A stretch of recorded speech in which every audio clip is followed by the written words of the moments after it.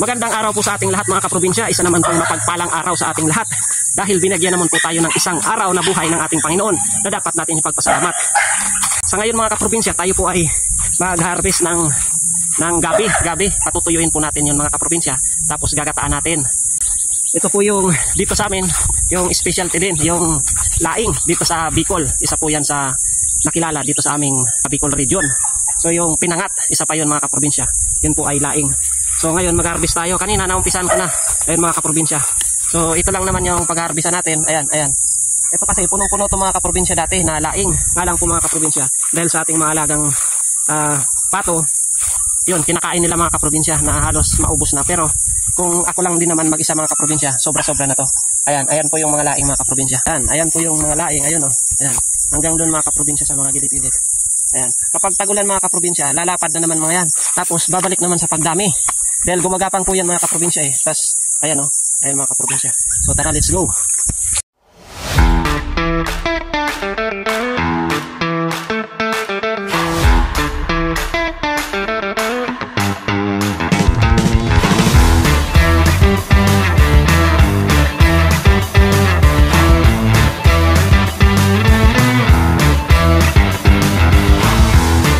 Mga kaprobinsya yung harvest natin oh. Ang dami. Ayan oh. Ayan yung mga kaprobinsya. Hindi kasya mga kaprobinsya sa lalagyan natin na batya. Kaya ngayon subukan natin, dalhin natin doon at ang gagawin natin mga kaprobinsya, itatali-tali natin siya. Tapos ibibilad natin para siya po ay matuyo mga kaprobinsya. So tara, let's go. Ayan mga kaprobinsya yung ating nakuhang gabi. Oh, napakarami mga kaprobinsya oh.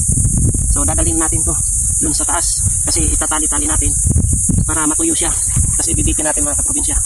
Sa katulad ko na mag-isa lang, matagal na to, mga ilang gulayan na to, ilang gulay na yung magagawa natin dito sa gabi na to mga kaprobinsya. Dahil lagi naman po ako mag-isa dito. Madalas kasi yung aking kapatid sana yung nagsasaing, umuwi muna doon sa mama ko. So pag nainip dito, kasi ako naman lagi akong may trabaho, hindi naman ako nawawala ng trabaho kasi nainip din naman ako mga kaprobinsya pag laging nasa bahay. Nainip ako mga kaprobinsya. Kaya tara, let's go. Kaya naman. Ayun mga kaprobinsya. Tapos ibibitin natin siya.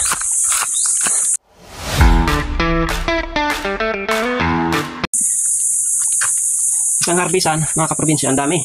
Dami na sa akin. Matagal na yan mga kaprobinsya. Yun po yung kagandahan kapag mayroon po tayong mga tanim-tanim.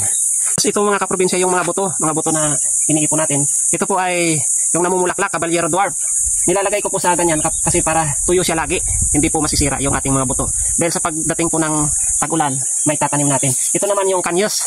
Kanyos po ito mga kaprobinsya. Ewan ko kung okay pa yan o masira na.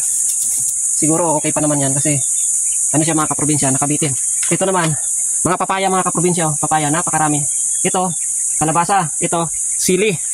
Ito, puro pagulong. Puro pagulong o tawag dito sa amin, sa Tagalog, sigarilyas. Dalawang klase po yan. Ito maiksi, ito mahaba. Ito po yung nagbabaging na itatanim natin doon sa ating ginawang palapala. Ito naman langka. Yung mahinog na langka, sinabi ko mga kaprobinsya. Tapos ito, yung namumulaklak. Yun yan, na ikakalat natin doon sa bundok. Lilinyahan natin na puro bulaklak mga kaprobinsya. Yun yung ating goal dito sa ating area mga kaprobinsya. So ngayon, kunin po natin yung nyog mga kaprobinsya.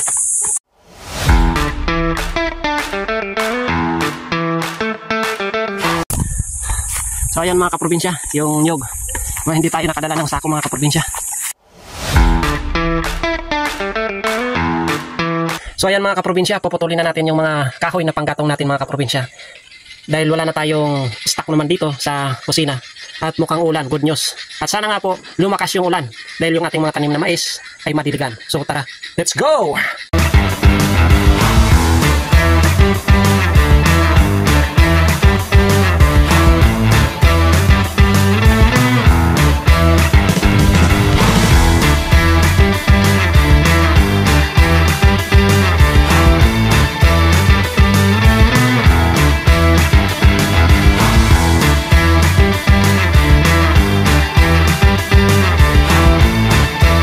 Mga kaprobinsya, tapos na nating putulin yung mga kahoy na panggatong natin mga kaprobinsya.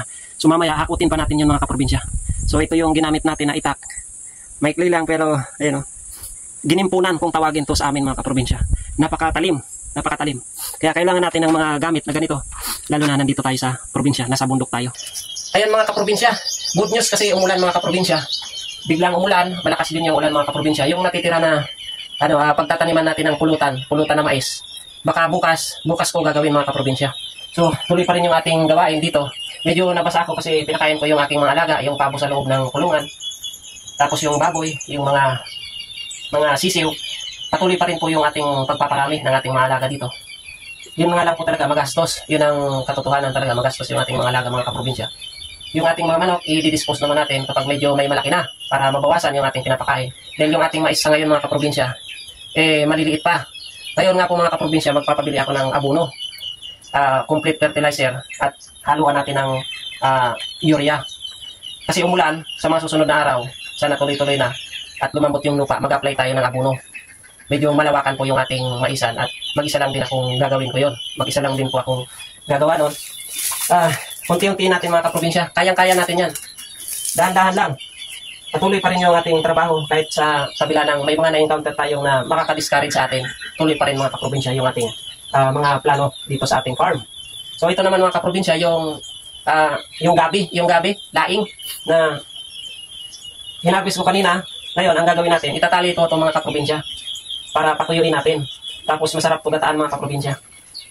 Dahil sa mag-isa lang ako dito, itong laing na to, matagal na to sa akin. Hindi to maubos-ubos. So yan, ito yung trabaho dito ito yung buhay dito sa probinsya.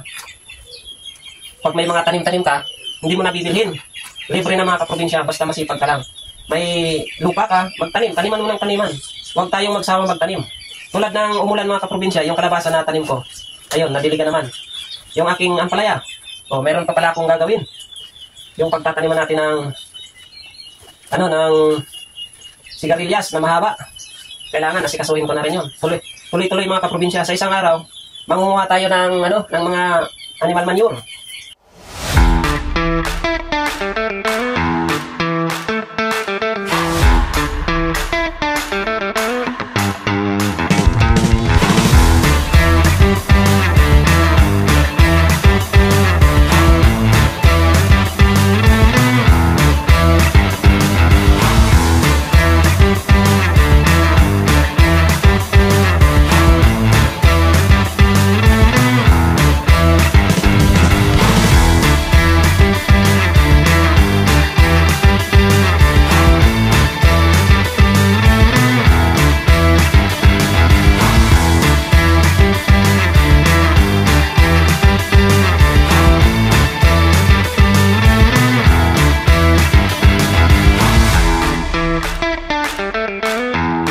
So ayan mga kaprobinsya yung laing na hinarvest natin kanina. Ayan po mga kaprobinsya.